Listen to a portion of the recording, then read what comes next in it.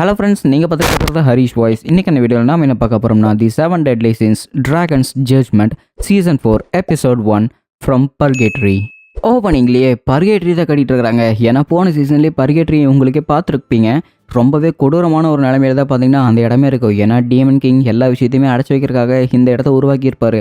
அந்த இடம் முழுக்கவே பார்த்தீங்கன்னா ஒரே நிறைய டீமன்ஸு, அப்புறம் இந்த இடத்துலையே வாழ்ந்துட்டு இருக்கிற நிறைய இனம் அனிமல்ஸ் எல்லாமே இங்கே தான் பார்த்தீங்கன்னா இனப்பெருக்க செஞ்சுக்கிட்டு இருக்குது. அண்ட் அது மட்டும் இல்லாமல் இந்த பர்கேட்ரியில் 2 மிருகம் பார்த்தீங்கன்னா கொடூரத்தனமாக சண்டை போட்டுக்கிட்டு இருக்குது. ஸோ ஒரு மிருகம் பார்த்தீங்கன்னா நரி மாதிரி இருக்குது, இன்னொரு மிருகம் பார்க்குறதுக்கு ஏதோ கொஞ்சம் டிராகன் மாதிரி இருக்குது. ஸோ அந்த டிராகன் மாதிரி இருக்கிற மிருகம் பார்த்தீங்கன்னா நரி மாதிரி இருக்கிறத போட்டு அடிக்குது பாருங்க.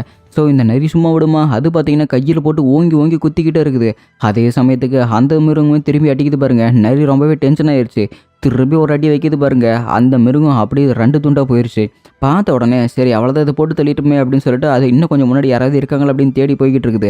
அதை முன்னாடி போய் பார்த்தது தெரியுது, அங்கே எல்லாமே நெருப்பு குழம்பு தான் இருக்குது. ஸோ இந்த நெருப்பு குழம்பு பார்க்கும்போது இதுக்கு சில ஞாபகங்கள் வந்துட்டு இருக்குது. நீ இந்த தண்ணியை குடிக்கக்கூடாது அப்படின்னு அந்த இடத்துல ஒரு பொண்ணு பேசிக்கிட்டு இருக்கும்போது, நான் ஏன் தண்ணியை குடிக்கக்கூடாது, ஏன் இந்த தண்ணியை குடிச்சா என்ன ஆகும் அப்படின்னு சொல்லிட்டு பேன் கேட்குற மாதிரி இருக்குது. ஏன்னா இது ஒரு இளமை தர நீருற்று, இந்த தண்ணியை நீ குடிச்சினா உனக்கு சாவே கிடையாது அப்படின்னு இலைன்னு சொல்லிக்கிட்டு இருக்கிறா. இது எல்லாமே பார்த்தீங்கன்னா இந்த நரி மாதிரி இருக்கிற ஷேப்புக்கு அப்படியே உள்ள மைண்டுக்குள்ளே தோணிக்கிட்டு இருக்குது. அண்ட் அது மட்டும் இல்லாமல் பேன் அந்த தண்ணி தேடி வந்திருக்க மாட்டான்னு நினைக்கிறேன். என்ன தேடிதான் கண்டிப்பாக வந்திருப்பான். ஏன்னா எனக்கும் அது நல்லா கொஞ்சம் கொஞ்சமாக புரிஞ்சுக்கிட்டு இருக்குது அப்படின்னு இலைன்னு பேசுகிறது எல்லாமே பார்த்தீங்கன்னா இந்த மிருகம் நினச்சி பார்த்துக்கிட்டு இருக்குது. அப்படியே அந்த மிருகம் பார்த்தீங்கன்னா கொஞ்சம் கொஞ்சமாக நம்மளோட பேனாக மாறிக்கிட்டு இருக்குது. ஸோ இவ்வளோ நேரம் இந்த இடத்துல மிருகமாக சண்டை போட்டு இருந்தது வேறு யாரும் இல்லை, நம்மளோட பேன் தான். அவன் பார்க்குறக்கு போய் ரொம்பவே வயசான தோற்றமாக இருக்கிறான். ஏன்னா சாதாரணமான உலகத்தில் ஒரு நிமிஷம்னா இந்த உலகத்தில் சும்மா ஒரு வருஷம் மாதிரி ஆயிரும். அதனால தான் இவனுக்கு இங்கே என்ன பண்ணுறேன்னு தெரியல. கேப்டன் எங்கே இருக்கிறீங்க அப்படின்னு சொல்லிட்டு அவன் கத்திக்கிட்டு இருக்கிறான். இன்னொரு பக்கம் நம்ம எலிசபெத்தை தூக்கிட்டு போன எஸ்ட்ரோஸாவை தேடுறதுக்காக கிங்கு, டெய்ரரி, சேரியல், அப்புறம் டேர்மியல் 4 பேர் போய்கிட்டு இருக்கிறாங்க. எங்களுக்கு உதவி பண்ண வந்ததுக்கு ரொம்பவே நன்றி டெய்ரரி அப்படின்னு சொல்லிட்டு கிங் பேசிக்கிட்டு இருக்கும்போது, நான் உதவியெல்லாம் பண்ண வரல, எனக்கு அவங்ககிட்ட முடிக்க வேண்டிய கணக்கு ஒன்று இருக்குது, அதனால தான் நான் அவனை கொல்ல வரேன் அப்படிங்கிறாங்க.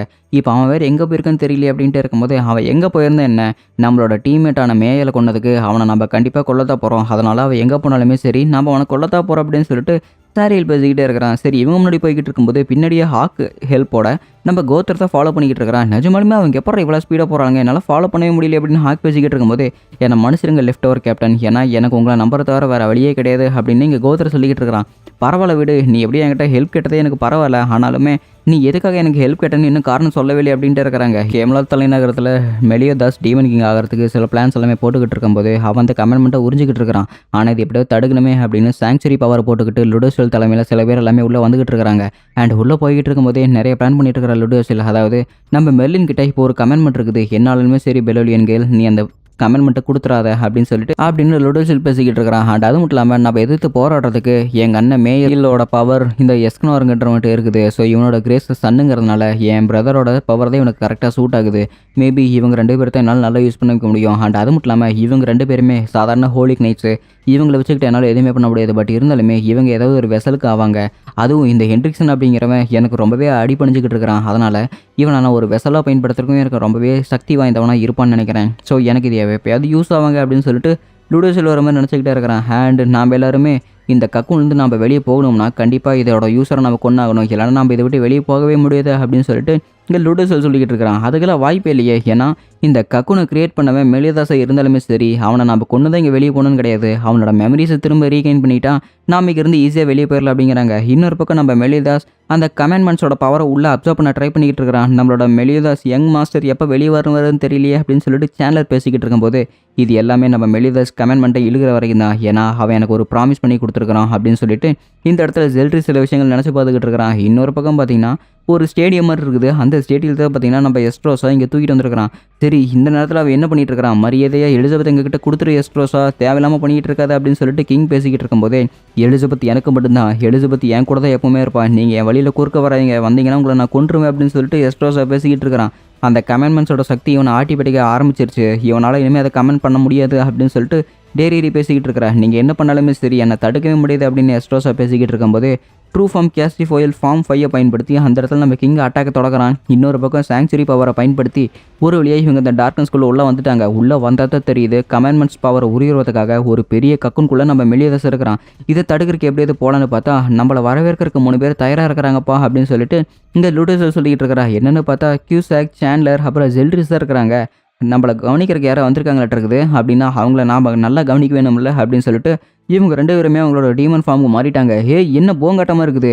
நீங்க 2 பேருமே என்ன இந்த அளவுக்கு சக்தி வாய்ந்தவளா இருக்கிறீங்க. யார் இவங்கலாம் அப்படின்னு சொல்லிட்டு கில் தண்டர் கேட்டுட்டு இருக்கும்போது இவங்க 2 பேரும் தான் ஜெல்ட்ரிஸோட குரு, அப்புறம் நம்ம மெலியதாஸோட குரு. ஸோ இவனோட பேர் சாண்ட்லர், இன்னொருத்தனோட பேர் கியூசாக்கு. ஸோ இவங்க 2 பேருமே 3000 வருஷத்துக்கு முன்னாடியே ஹோலி வார் ஸ்டார்ட் ஆகிறதுக்கு முன்னாடியே டீமன் ரியல்மில் இவங்க சீல் பண்ணப்பட்டுட்டாங்க. எனக்கு இது பற்றின விஷயம் எதுவுமே அவ்வளோக்கு தெரியாது அப்படின்னு சொல்லிட்டு இங்கே மெர்லின் சொல்லிக்கிட்டு இருக்கிறான். அண்ட் அதே சமயத்தில் லுடோசெல் பார்த்தீங்கன்னா ரொம்பவே தைரியமாக முன்னாடி போய்கிட்டு இருக்கிறான்.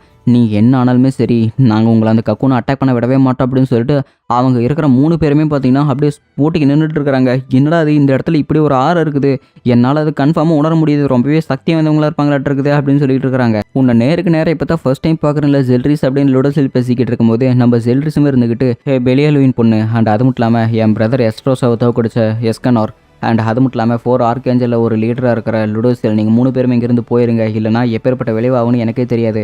என்ன ஆனாலுமே நான் உங்களை அந்த கக்கூனை அட்டாக் பண்ண விடவே மாட்டேன் அப்படின்னு ஜெல்ட்ரிஸ் பேசிக்கிட்டு இருக்கும்போது இவனுக்கு 2 பேருக்கு தெரிஞ்சு போச்சு ஏதோ போட்டி நடக்க போகுதுன்னு. கண்ணம்பொண்டி கண்ணை திறக்கிறக்குள்ள நம்ம எஸ்கனார் அந்த இடத்துல ஒரு அட்டாக்காக போடுறான் பாருங்க. அந்த இடத்துல ஒரு பெரிய புயலே வருது. ஸோ அந்த இடத்துல பெருசாக எதுவுமே ஆகவே இல்லை, ஏன்னா அவங்க 3 பேருமே ஈஸியாக தப்பிச்சிட்டாங்க. ஆனால் அதே சமயத்தில் அந்த கக்கூனை பார்த்தீங்கன்னா ஒரு அடிச்சிட்டான்.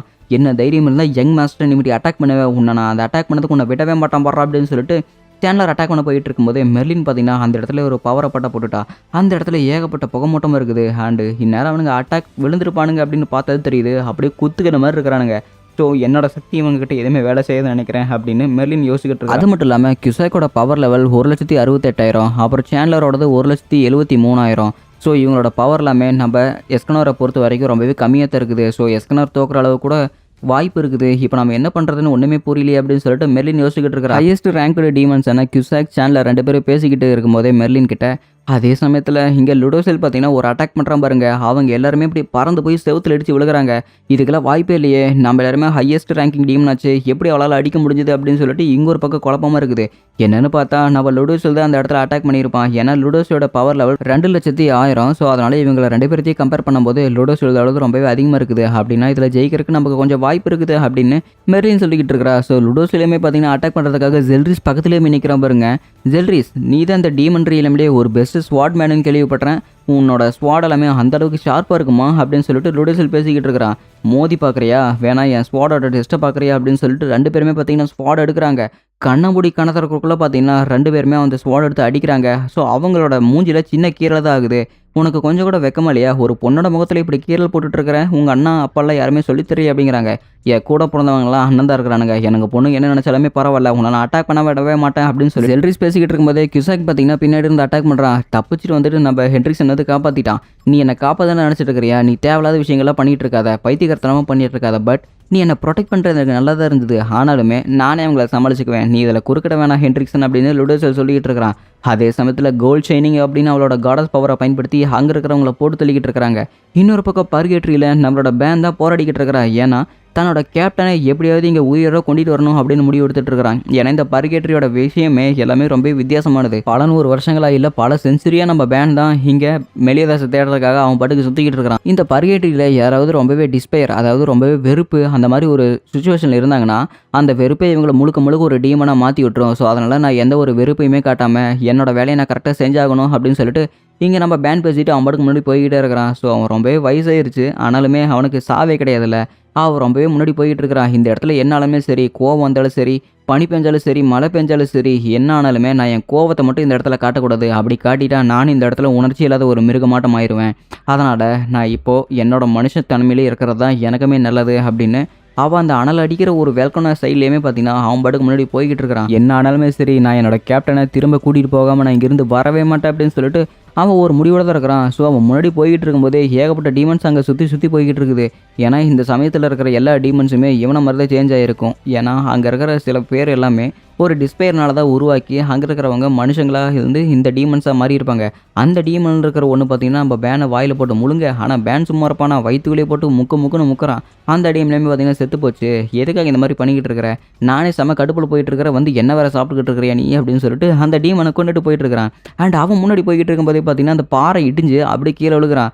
விளங்குச்சு போ, நான் இது பட்டுறது பட்டாதுன்னு இன்னும் இத்தனை அடி வேற படணுமா அப்படின்னு சொல்லிட்டு கீழே விழுகிறான் பாருங்க. விழுந்த உடனே அவனுக்கு முன்னாடி இன்னொரு டீமன் மாதிரி வந்துகிட்டு இருக்குது.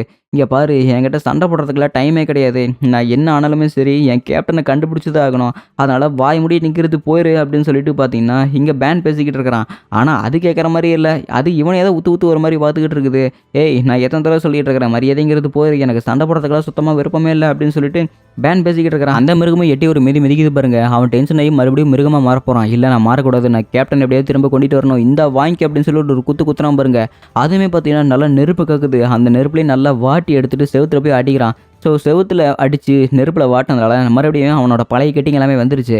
ஸோ இப்போ நீ என் கூட சண்டை போட தயாராக இருக்கிறியா? எனமே போர் அடிக்குது, உன்னை நான் அடிக்கிறதில்ல, இப்போ என்னென்ன கண்டு போது பார்க்குற அப்படின்னு சொல்லிட்டு போய் செம்மையாக அடிச்சுக்கிட்டு இருக்கிறான். இந்த வாங்கி அப்படின்னு சொல்லிட்டு அந்த டீமன் ஒரு பக்கம் அடிக்க, நம்ம பேன் ஒரு பக்கம் அடிக்க, இப்படியே பார்த்தீங்கன்னா பல 100 வருஷங்களே சண்டை போட்டுக்கிட்டு இருக்கிறாங்க. அதாவது வெளி உலகத்தில் பொறுத்த வரைக்கும் இவங்க ஏதோ 1 மணி நேரம் சண்டை போட்டிருப்பாங்க.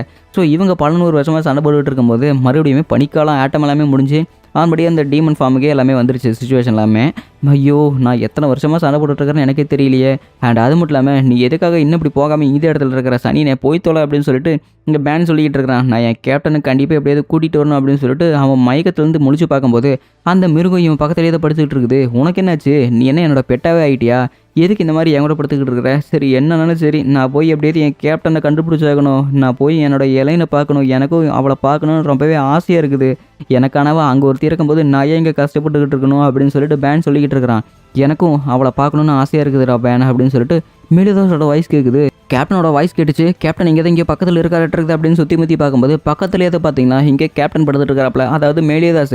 அப்படின்னா இவன் கூட இவ்வளோ நேரம் சண்டை போட்டு இருந்தது அந்த டிராகனே கிடையாது, நம்ம மெலிதாஸ் தான். ஓவர் கோவத்தினால அவன் இந்த மாதிரி ஒரு மிருகமாக மாறி இருப்பான். கேப்டன் எப்படி இருக்கிறீங்க அப்படின்னு சொல்லிட்டு நம்ம பேன் கேட்கும்போது, பேன் நீ இவ்வளோ தூரம் என்ன தேடி வந்திருக்கிறீ அப்படின்னு சொல்லிட்டு மெலிதாஸ் பார்த்தீங்கன்னா ஓவர் ஃபீலிங்கோட நம்ம பேனை கட்டி பிடிச்சிட்டு கதறி அழுதுகிட்டு இருக்கிறான் பாருங்க. அதோட எபிசோட் முடிக்கப்படுதே.